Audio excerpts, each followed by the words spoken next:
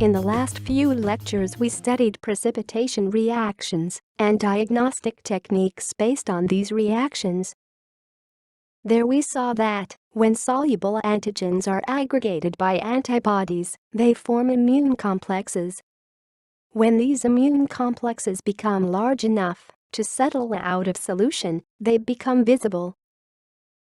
Now there are particulate antigens too. Particulate antigens are particles such as cells that carry antigenic molecules on their surface. For example, whole bacterial cells, fungal cells and mammalian cells.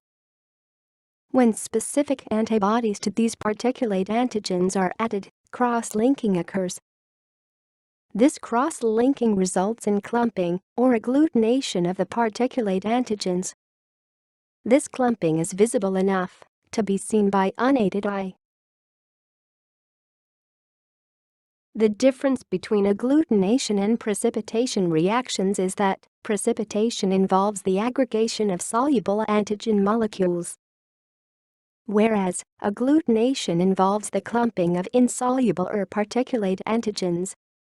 Like precipitation reactions, agglutination also occurs when antigens and antibodies are in equivalent proportions. Agglutination reaction is defined as an antigen-antibody reaction in which antibodies cross-link particulate antigens, resulting in the visible clumping of particles. In diagnostic immunology, agglutination reactions have a wide variety of applications. It's used for the detection of both antigens and antibodies in serum and other body fluids.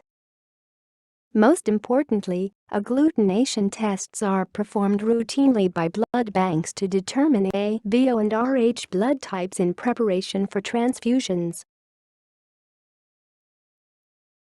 In this video lecture, we will have an overview of types of agglutination reactions in diagnostic immunology and their applications. Agglutination reactions are of two types: active agglutination and passive agglutination.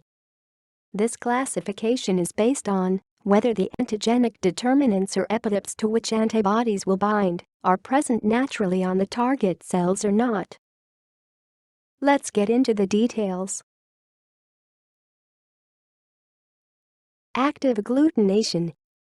In active agglutination, the epitopes of interest are naturally found on a test particle. For example, antigens present on RBCs, antigens and antigenic determinants present on bacterial cells, fungal cells, etc. Antibodies can bind directly to these antigens and agglutinate them. Let's say we have a pure bacterial culture. We will put a suspension of this bacterial culture on a glass slide. Next, we will add antiserum containing specific antibodies to this bacteria. Clumping as well as clearing of the suspension indicates that agglutination has occurred, and test is positive.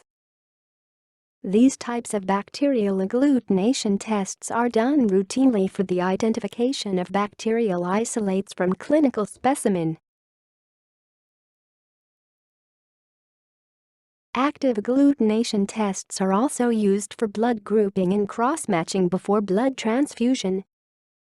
Other examples of application of active agglutination in diagnostic immunology are Whittle or Vidal test for diagnosis of typhoid fever, Brucella agglutination test for brucellosis, and Weil-Felix test for rickettsiosis.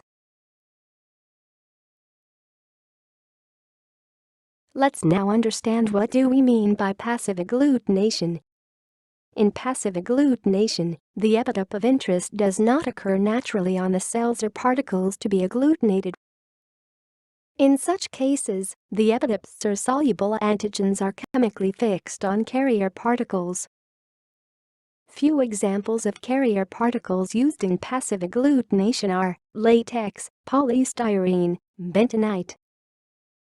Earlier RBCs were used for passive agglutination, but Synthetic carrier particles provide advantage of uniformity, stability and consistency, hence they are preferred now. Advantage of passive agglutination is that we can easily perform agglutination and interpret results in cases where pathogens culture is not feasible or only soluble antigens are available. For example, in viral diseases.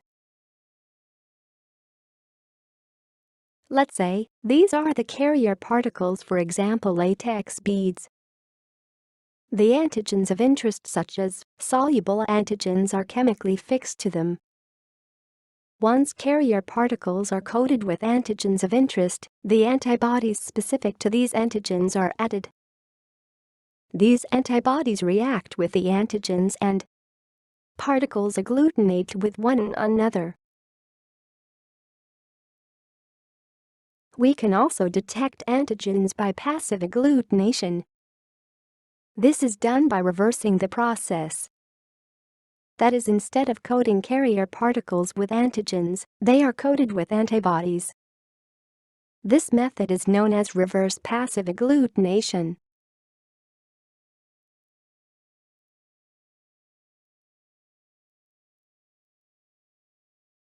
Passive agglutination techniques are used for diagnosing various bacterial and viral diseases. One example is latex agglutination test for rubella antibody testing.